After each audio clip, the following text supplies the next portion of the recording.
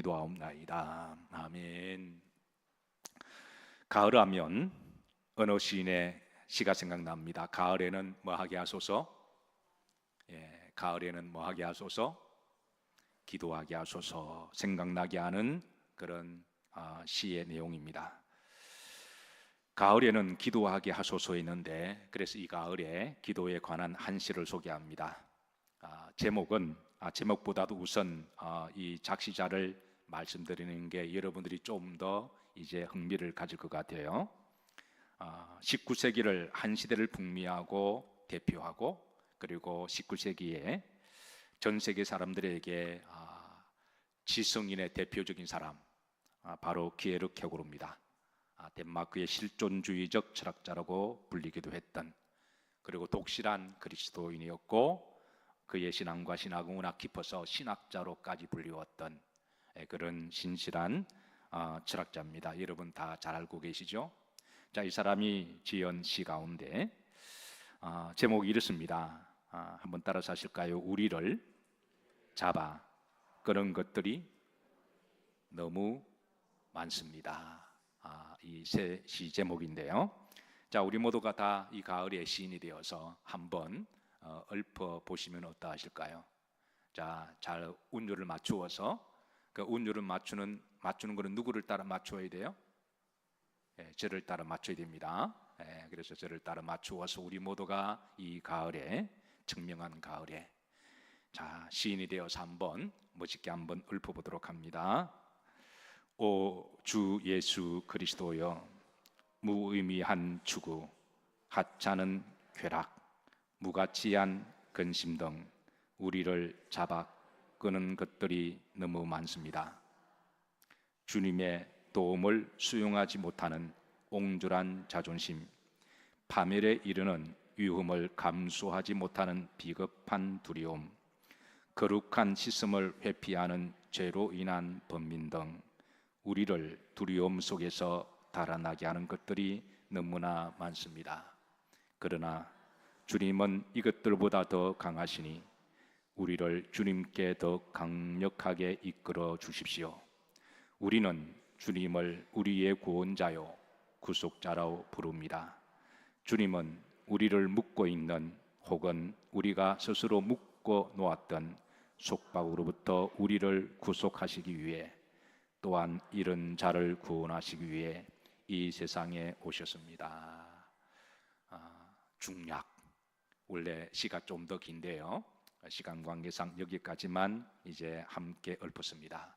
여기에 시 제목은 우리를 잡아 끄는 것들이 너무나 많다라고 그럽니다. 우리를 유혹하는 것들이, 우리를 잡아 끄는 것들이, 그 세상에서 끌어다니는 그 중력의 세속의 그 힘이 너무나 많지만, 그러나 시인은 또 이렇게 기도합니다.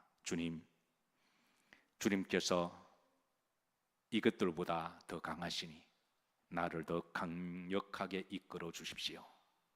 세상에서 나를 끄는 것들은 있지만, 그러나 주님이 나를 끌어주셔서 우리가 세상에 끌려다니지 아니하고 세상에 유혹당하지 아니하고, 우리를 유혹하는 것들이 너무나 많이 있지만 주님은 이것들보다 더 강하시니 우리를 끌어주셔서 우리가 주님께 더 가까이 나아가기를, 그렇게 소망하는 이 기도의 시상이 오늘 이 밤에 우리 모두의 기도가 되고 시가 되기를 주의 이름으로 축복합니다. 자, 오늘 낮의 말씀이 우리 속에는 이 양가의 마음이 있다 그랬습니다. 신실하게 주님을 믿고 따르고자 하는 그런 순수한 믿음이 있고, 또 그런가 하면 또 세속적이고 위선적이고 가식적이며 또 원죄의 기질을 가지고 있는 바리새적 그런 요소도 있음을, 그렇게 함께 말씀을 나누고, 누구보다도 우리를, 인간의 실존을 잘 알고 있는 주님께서 우리들을 이렇게 이제 너희들은 그러지 마라 그렇게 가르치시고 우리들을 믿음으로 잘 인도하시는 바로 그 주님의 말씀을 들었습니다. 바리새인들의 첫 시작은 참으로 좋았다고 제가 말씀드렸습니다. 바리새인들의 역사적 태동은 참으로 그 첫 신앙은 좋았고 순수했습니다. 그런데 저들이 바빌론 포로 생활 속에서 살아가면서 이제 그들이 세상 속에 끌려감을 당하게 되고, 결국은 바리새인은 뭐냐? 오늘 우리가 다시 한번 생각해 보면 첫사랑을 잃어버리고 세상에 끌려다니다 보면 우리도 모르게 바리새인들이 되지 않을까, 그렇게 생각합니다. 그러나 세상이 우리를 유혹하는 것들이 많고 그런 것들이 많아도 성령의 힘에 이끌림을 당하고 주님이 끌어주실 때에 여러분 그 성령의 이끌림에 따라 여러분 믿음으로 가시다 보면 하나님이 여러분들을 끝까지 지키시고 보호하시리라고 믿습니다. 자, 31대 오늘 메시아의 믿음 계보를 이어갔던 세 사람을 소개합니다. 간단하게 이분들이 한 시대를, 특별히 포로 시대에 살았던 사람들이에요. 바빌론 포로 흡목하고 참으로 유혹이 많은 그런 이방의 문화 속에 살아갔던 이 세 사람의 믿음을 조금 간략하게 살펴보고, 오늘 이 시대를 살아가는 우리 그리스도인들이 끝까지 믿음의 계보를 이어가고 지키기 위해서는 어떤 레슨이 있을까, 좀 간략하게 중심되는 부분만 조금 살펴보도록 합니다. 자, 12절 보면 우리가 이제 지난번에 이제 스알디엘까지 살폈습니다. 오늘은 스룹 바벨입니다. 자, 12절 후렴지를 보면 스룹 바벨이라는 사람이 나오는데요. 이 사람의 믿음은 한마디로 이제 그 특징과 자랑을 이야기한다면 따라서 하시죠. 성전을 재건하는 믿음입니다. 자, 스룹바벨은 이제 바벨론의 포로의 자식으로 태어났습니다. 정확하게 말을 하면 스알디엘의 양자입니다. 스알디엘에게 하나님이 자녀를 주시지 않으셔서 그래서 이제 양자를 그를 찾았는데요. 특별히 머리가 영민하고, 머리가 영민한데도 믿음은 순박하고, 그렇게 해서 스룹바벨을 양자로 이제 아들로 삼습니다. 이 스룹바벨은 무시무시한 바빌론의 포로의 삶에서 우상화되고 세속화된 바빌론의 문화 속에서 믿음의 계보를 잘 지켜나갔습니다. 그런 믿음을 보시고 하나님은 때가 되셔서 이제 바빌론에서 예루살렘으로 돌아가게 하실 때에, 그때 그가 유다 백성들을 다 이끌어가는 유다 총독으로 그런 세움을 받고 이끌어가게 됩니다. 출애굽의 지도자가 모세라고 한다면 바빌론의 출바벨론의 지도자는 스룹바벨이라고 할 수가 있습니다. 하나님은 스룹바벨에게 다음과 같은 사명을 주셨습니다. 스가랴 4장 8절입니다. 다 같이 합독하십니다. 여호와의 말씀이 또 내게 임하여 이르시되 스룹바벨의 손이 이 성전의 기초를 놓았은즉 그의 손이 또한 그 일을 마치리라 하셨나니 만군의 여호와께서 나를 너희에게 보내신 줄을 내가 알리라 하시느니라. 사실은 출애굽의 지도자 모세, 정말 그의 영광과 그의 위치는 실로 대단합니다. 하나님은 모세를 참으로 귀하게 쓰셨습니다. 마찬가지로 출바벨론의 지도자로 하나님이 스룹바벨을 세워주신 것은 참으로 그의 영광입니다. 그런데 스룹바벨을 유다 총독으로 그렇게 해서 세워주실 때는 그에게 사명 때문에 그러하십니다. 하나님이 스룹바벨을 주신 사명은 스가랴 4장 9절입니다. 성전의 기초를 다시 재건하도록 하는 사명을 주셨고, 후렴지를 보시면 여호와께서 너희에게 보내신 줄을 내가 알리라 하셨습니다. 그래서 스룹바벨이 이제 포로가 끝나고 이제 내가 자유가 되었다, I am free라고 하는, 이제 나는 자유가 되었다. 그리고 총독이라고 하는 계급장을 가지고 그게 함몰된 것이 아니라 하나님이 나에게 사명을 주셨다는 것을 기억하고, 그래서 그는 예루살렘으로 돌아가서 무너진 성전을 재건합니다. 물론 성전을 재건할 때 엄청난 방해 세력들이 있습니다. 그러나 그는 그 방해 세력들을 결국은 잘 이겨내고 하나님 주신 사명을 그가 살아의 성전에 잘 마무리를 합니다. 따라서 스룹바벨의 믿음이 있다면 크게 세 가지입니다. 첫 번째, 이제 세속적이고 우상 숭배적인 바빌론의 문화 속에서 끝까지 믿음의 계보를 이어가고 잘 지켰던 믿음이라고 할 수가 있습니다. 두 번째는요, 예루살렘에 돌아와서 성전을 재건하는 믿음이었습니다. 세 번째는 각종 방해가 있었지만 그는 포기하지 아니하고 끝까지 사명을 잘 완성한 믿음이라고 할 수가 있습니다. 사랑하는 성도 여러분, 오늘 이 시대에 우리가 스룹바벨을 통하여 믿음을 이어가는 성도로서 하나님의 성전을 잘 세워나가시기를 주의 이름으로 축복합니다. 우리가 성전을 세워나갈 때는 다양한 방법이 있고 다양한 사명이 있습니다. 사람마다 다 그 방법이 다른데 오늘 새벽 말씀이 이제 골로새서를 시작했습니다. 여러분 골로새서 교회를 골로새서 제가 자꾸 골로 말하는 이유가 있습니다. 이 골로 말이 새벽에 제가 말씀을 드렸는데요. 이제 골로새서를 이 서신서를 기록한 사람이 누구죠? 그건 단연 누구죠? 사도 바울이죠.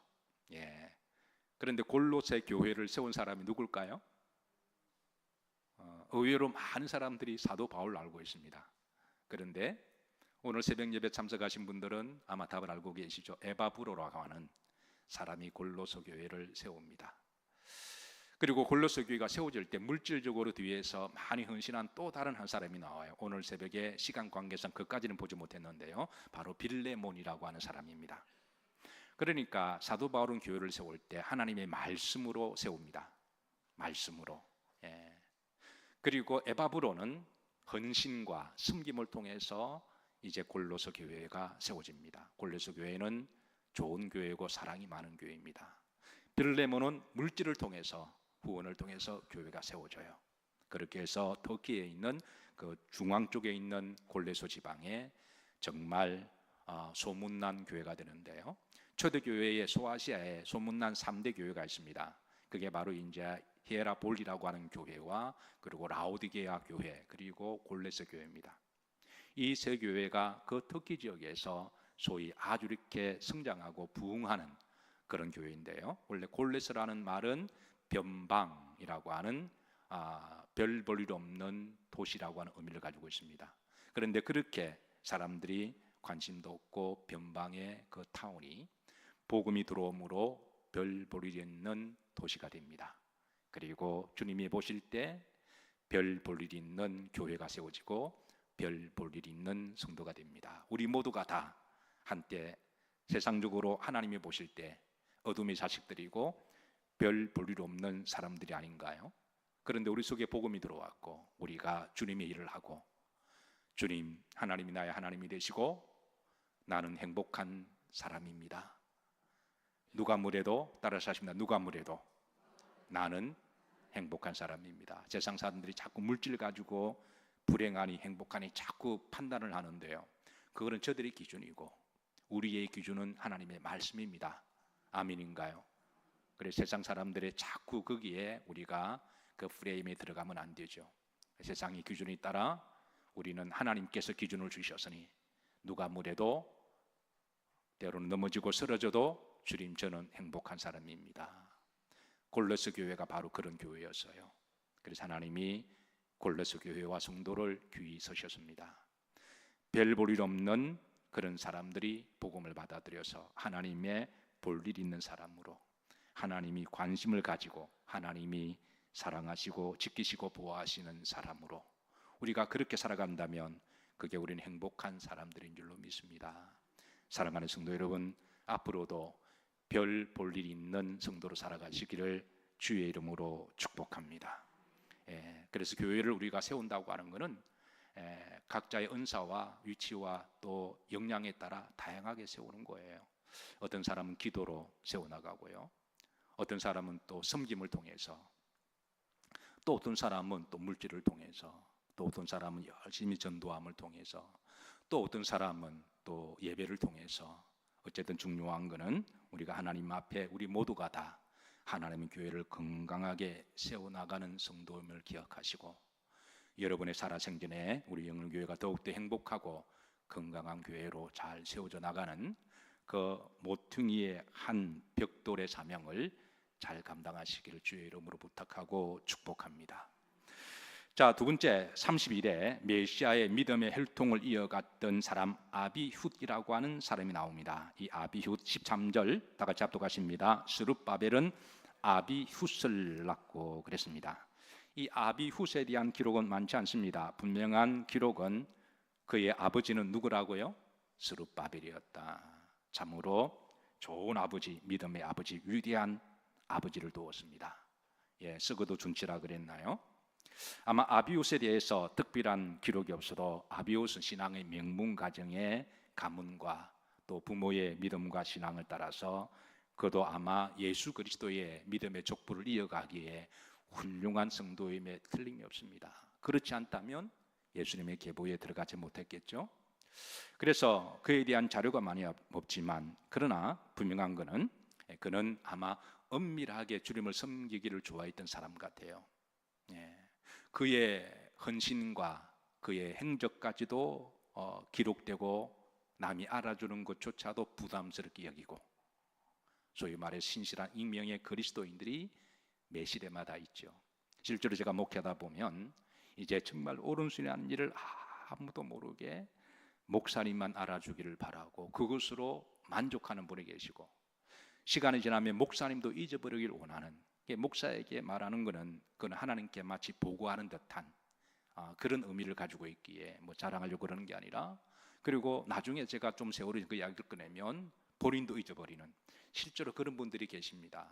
어떤 사람들은 그냥 알리고 또 알리고 알아주기를 바라고 뭐 이러고 내가 어떻게 했는데 그런 사람이 있는가 하면, 그러나 엄밀하게 오직 하나님의 영광을 위하여, 아비웃이란 이름 자체가 하나님께 영광이라고 하는 뜻을 가지고 있습니다. 아마 그의 한평생 신앙의 좌우명은 모든 영광을 하나님께, 오른손이 하는 일을 왼손이 엄밀하게 하고 본인이 한 것도 본인이 잊어버리고, 그래서 하나님께 엄밀하게 하는 것을 기쁨으로 여겼던 사람. 매 시대마다 이런 무명의 신실한 그리스도인들이 이름이 없는 성도, 이름을 드러내지 않는 성도, 아마 그런 성도가 오늘 이 시대의 아비훗이 아닐까 생각합니다. 하나님은 그들의 영광을 받으시고 또 하나님은 아마 그에게 준비하신 영광이 많이 있으실 거예요. 미국에 가면 알링턴 국립묘지가 있습니다. 사실 이 묘지는 아무나 묻히지 못합니다. 미국 사람들은 죽어서 이곳에 묻히는 것을 개인의 자랑을 넘어서 가문의 영광으로 여기는데요, 이곳은 누가 묻히고 누가 묻혀 있느냐 하면 나라를 위해서, 국가를 위해서 싸우다가 죽었던 병사들이 주로 묻힙니다. 미국의 대통령이 되면 국내적으로 이곳을 국가적인 예를 갖추어서 이곳을 꼭 방문하는데요, 그런데 그 알링턴 넓은 국립묘지, 저도 몇 번 가본 적이 있습니다. 가본 적이 있는데요, 그래서 그 넓은 곳을 미국 대통령이 다 방문하지는 않습니다. 그 가운데 상징적으로 딱 한 곳에 방문하는데요, 바로 무명의 용사가 있는 묘지입니다. 이곳에는 무명의 용사의 묘지에는 이름도 없는 용사의 피가 많습니다. 이름은 있지만 이 사람의 출처는 아무도 모르는, 가족도 모르고 아무도 모르는, 어떤 경우는 군번도 없는, 이름도 없는 그런 비석들이 절지어 있는데요, 한 나라의 대통령이 되면 이곳을 방문해서 대통령이 머리를 숙이고 경례를 하는 것은 나라를 위해서 이름도 빚도 없이 싸우다가 죽은 이들에 대한 영광을 돌리기 위함인 것이죠. 나라의 영광이 바로 이런 이들로 말미암아 세워졌다는 것을 나라가 잊지 아니하고 대통령이 와서 예를 갖추는 거죠. 아시다시피 이곳에 한국전에 참전하다가 죽은 한국의 용사들의 비석이 있습니다. 우리나라가 가난하고 힘들었을 때 우리나라의 병사들이 우리나라가 거두지도 못하고 그 죽은 시체를 방치하게 되었을 때, 그때는 너무나 몰랐고 우리는 가난했고, 그래서 우리는 방치했을 때 바로 그곳에 한국전에 참전한 한국 병사들의 묘비가 있습니다. 사실 한 나라의 성숙도는 국가를 위해 이름도 없이 빚도 없이 헌신한 이들을 기억하고 존경하는 마음에서 시작되는 것 아닐까요? 분명한 것은 하나님은 우리가 이 땅에 살면서 오직 하나님의 나라와 영광을 위하여 이름도 없이 빚도 없이 헌신한 이들을 위해서 믿음으로 충성한 이들을 하나님은 알아주시고 하나님이 예를 갖추어서 영광의 상급으로 주실 줄로 믿습니다. 사실 우리 그리스도인들은 이 땅에서 사람들이 영광을 받지 못할 수도 있습니다. 아니, 오히려 사람들이 알아주는 것을 부담스럽게 여기고 사람들이 알아줄 것을 기대하고 한 것은 아니니까, 알아주면, 억지로 알아주면 감사하고 알아주지 않을지라도 우리는 괜찮습니다. 왜냐하면 어차피 사람 보고 한 것이 아니니까 오직 하나님의 영광을 위하여 하나님이 이런 이들에게 오늘 아비우처럼 하나님의 영광이 있을 것임을 약속합니다. 아마 아비우스는 한평생 신앙의 모토가 있다면 오직 하나님의 영광을 위하여, 아마 그것이 아니었을까요? 뭐 특별한 믿음으로 우리는 알 수 없지만, 그러나 그가 오직 하나님 영광을 위하여 하였기에 그가 헌신한 모든 것들은 땅의 기록에 찾아볼 수 없는, 아마 그 믿음이 아닐까. 우리가 그를 통해서 배울 수 있는 믿음의 레슨이 있다면 바로 그런 믿음이라고 믿습니다. 네. 자, 마지막 세 번째 사람입니다. 33대 믿음의 혈통을 계속 이어간 사람, 엘리야김입니다. 엘리야김. 참고로 성경에 우리 김씨가 있습니다. 예, 그래서 우리 김씨가 왕족이라고 말할 수가 있습니다. 엘리야김. 예, 엘리야김. 아비옷은 엘리야김을 낳습니다. 엘리야김은 이제 바빌론 포로에서 예루살렘으로 돌아갈 때 이 이제 할아버지를 따라 함께 예루살렘으로 떠났던 사람입니다. 하나님은 죽었던 유대 나라를 다시 살려주셨습니다. 70년 동안 나라가 없어졌고 나라가 죽었는데 하나님은 나라를 살려주셨습니다. 파괴되었던 예루살렘 성전이 다시 살아났습니다. 바빌론 포로로 잡혀갔던 이스라엘 백성들이 다시 살아나서 예루살렘으로 돌아갔습니다. 엘리야김 이름의 뜻은 하나님이 일으키신다, 하나님이 세우신다, 하나님은 살리신다, 하나님은 회복하신다. 제가 아멘할 때까지 할까요? 더 이상 특별히 말할 건 없지만 하나님은 살리시는 하나님이세요. 그 이름의 믿음의 소망처럼 하나님이 유대 나라를 살리셨어요. 60년대만 하더라도 우리가 말하는 소위 주림 칸트리가 있었습니다. 주림 나라, 그 나라가 바로 미국이었습니다. 전 세계 사람들이 가장 가고 싶은 나라, 그 나라가 미국이었습니다. 그런데 여러분, 전 세계까지는 아니더라도 이 아시아 나라가 49개인가요?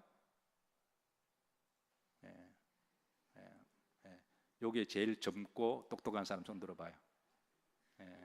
왜 본인이 미리 놀래?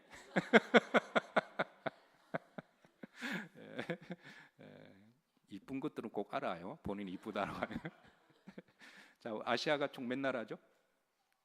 내가 아까 40나라라 그랬잖아. 아마 그 정도 될 거예요. 49개 나라. 그 아시아에서요, 가장 인기 있는 나라가 어느 나라인 줄 아시나요? 일본이었습니다. 1970년대만 하더라도 일본이 아시아에서 가장 가고 싶은 나라였어요. 1970년대, 80년대 정말 일본의 세상이었습니다. 언제 미국을 추월할 거냐, 경제학자들이 다 카운팅만 계산하고 있었어요. 옛날에는 여러분 가장 가고 싶은 나라, 거대한 제국이 어느 나라였나요? 중국이었습니다. 정말 중국도 대단한 나라죠. 정말 클래스가 차이 나는 대단한 차이 납니다. 그런데 여러분, 요즘에서는 가장 가고 싶은 나라가 어느 나라일까요? 바로 대한민국입니다. 대한민국, 우리나라 오기 위해서 소위 주림 칸츄리를 여기고 우리나라 언어를 배우고 그렇게 정말 눈물 흘리면서까지 오고 싶어 했던, 특별히 동남아시아 쪽은 말할 것도 없고요. 저 중앙아시아 이렇게 그런 몽골 같은 나라들, 카자흐스탄 같은 나라들, 한국 사람이라 그러면 정말 이런 말에서 뭐하지만 환장을 한다 그럽니다. 그렇게 인기가 많대요. 한국에서 왔다 그러면 그렇게 호의적이고, 그래서 한국말을 가르쳐 달라고 그러고 한국말을 그렇게 기뻐한다 그러죠. 1960년대 전쟁의 폐허 가운데 우리가 힘도 없었고 몰라서 우리나라의 나라를 위해 싸우다가 죽었던 그 시체마저도 우리가 거두지 못하던 그랬던 나라가 하나님이 우리나라를 축복하셔서 우리나라를 세우셨습니다. 우리나라를 축복하셔서 이제는 어느 나라를 가더라도 한국 사람인 것을 정말 당당하게 여기는, 어느 사역자가 조사를 했습니다. 왜 한국 사람들을 좋아할까? 사실 한국 사람들을 보면요, 나라가 자원도 없고요, 그리고 한국 사람들이 잘생기고 이쁘나요? 예, 우리끼리 하는 말이지만 잘생기고 이쁘나요? 다 K-팝을 보고 갔다가 다 실망한대요. 예. 그런데 의외로 일본 사람들은 별로 안 좋아한답니다. 그리고 중국 사람들도 별로 안 좋아한대요. 근데 한국 사람들은 좋아한답니다. 궁금하시죠?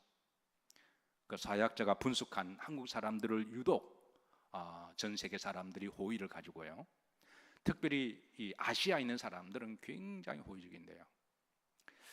시간 관계상 그 이유는 다음번에 제가 말씀드리도록 합니다. 한국 사람들이 왜 그래 인기가 많을까, 제가 그 이유를 제가 말씀을 드리도록 합니다. 시간이 지났으니까. 자, 엘리야김의 믿음은 하나님은 다시 세우시는 하나님이시다. 지금은 내가 눈물 흘리고 포로되고 넘어지고 쓰러지고 어려움을 당하고 있지만 하나님은 때가 되시면 다시 세우시고 다시 돌아오게 하시고 다시 회복하게 하시는 하나님이시다.